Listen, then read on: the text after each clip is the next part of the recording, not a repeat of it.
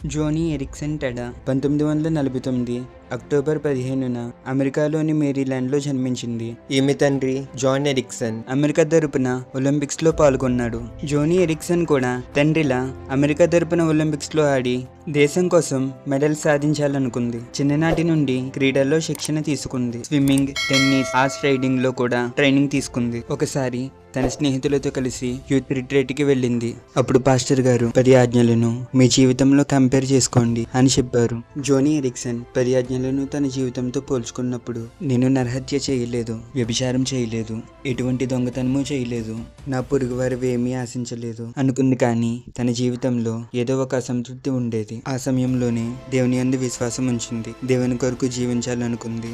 తన 17వ సంవత్సరంలో తన స్కూలింగ్ పూర్తయిన తర్వాత కాలేజీలో జాయిన్ అవడానికి ముందు సమ్మర్ వెకేషన్ లో 1967 జూలై 30న తన అక్క కేతీతో కలిసి బీచ్ కి వెళ్ళింది. అక్కడ లోతు చూడకుండా నీటిలోకి వేగంగా దూకింది. తన మెడ బలంగా నేలకు ఢీకొని వెన్నుపూస చిట్లిపోయింది. స్పృహ కోల్పోయి అలానే పడుంది. వెంటనే హాస్పిటల్ కి తీసుకెళ్లారు. కళ్ళు తెరిచి చూసేసరికి హాస్పిటల్ బెడ్ మీద ఏ భాగాన్ని కదల్చలేకపోతూ ఉంది. డాక్టర్లు వెన్నుపూస నరాలు చిట్లిపోయాయి, తన మెడ కింద ఏ అవయవాన్ని కదల్చలేదు, జీవితాంతం వీల్ చైర్ లోనే ఉండాలి అని చెప్పారు. 2 సంవత్సరాలు అలా హాస్పిటల్ బెడ్ మీదే ఉంది. తన స్నేహితులు చాలా మంది ఆమెకు దూరం అయ్యారు. కానీ ఆ సమయంలోనే తన క్రైస్తవ స్నేహితులు మరింత దగ్గరయ్యారు. దేవుడు నా కోసం ఇలాంటి భవిష్యత్తు ఏర్పరిచాడేంటి, ఇంతకన్నా నేను చనిపోవటం మంచిది అని డిప్రెషన్ లోకి వెళ్ళింది. దేవుని ప్రార్థించినప్పుడు ప్రతి విషయమందు దేవునికి కృతజ్ఞతాస్తుతులు చెల్లించుడి అన్న వాక్యం ద్వారా దేవుడు ఆమెతో మాట్లాడితే దేవుని మీద చాలా కోపం వచ్చింది. నిన్ను స్తుతించడానికి నాకేముంది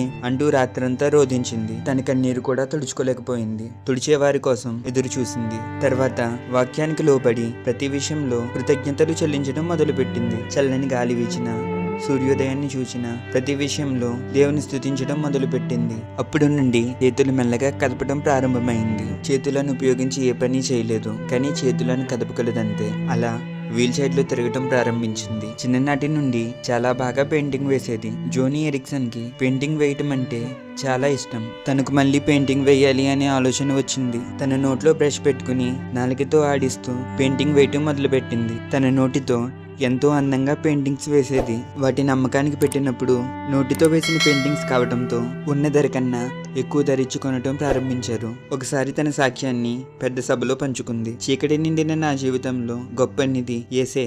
ఆయన నా జీవితంలో గొప్ప వెలుగు నింపారు. ఆ యేసయ్య ఎవరికి కావాలి అని అడిగినప్పుడు ఒక స్త్రీ పగుతూ ముందుకు వచ్చి నాకు కావాలి అని చెప్పింది. ఆమెను చూసి జోనీ ఎరిక్సన్ చాలా బాధపడింది. దేవా, నేనెంతో సౌకర్యంగా ఉన్నాను, ఎంతో సహాయం అందుతుంది, కానీ ఆమె దగ్గర కనీసం వీల్ చైర్ కూడా లేదు అని బాధపడి 1979లో జోనీ అండ్ ఫ్రెండ్స్ అనే ఫౌండేషన్ స్థాపించింది. ఆ సంస్థ ద్వారా చాలా దేశాల్లో 2 లక్షల వరకు వీల్ చైర్స్ అందించింది. వైకల్యం ద్వారా బాధపడే వారికి సహాయం చేస్తున్నారు. జోనీ అండ్ అన్ఫర్గెట్టబుల్ స్టోరీ అని తన ఆటోబయోగ్రఫీ రాసింది. 1979లో ఈ పుస్తకం ఇంటర్నేషనల్ బెస్ట్ సెల్లింగ్ ఆటోబయోగ్రఫీ అవార్డును పొందుకుంది. అంతేకాకుండా ఇంకా ఎన్నో పుస్తకాలు రాశారు. 2007లో కాలిఫోర్నియాలో ఇంటర్నేషనల్ డిజేబిలిటీ సెంటర్ ను స్థాపించారు. ఈ విధంగా పెయింటింగ్స్ వేయటం, పుస్తకాలు అమ్మటం ద్వారా వచ్చిన డబ్బులను వైకల్యంలో ఉన్న వారికి సహాయం చేయడానికి ఉపయోగిస్తున్నారు. అలానే వారికి బైబిల్ను కూడా అందిస్తున్నారు. 1980లో జోనీ ఎరిక్సన్ జీవితంపై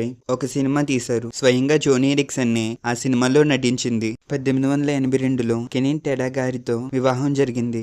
అమెరికా ప్రభుత్వం 2005లో డిజేబిలిటీ కమిటీ అడ్వైజర్ గా నియమించింది.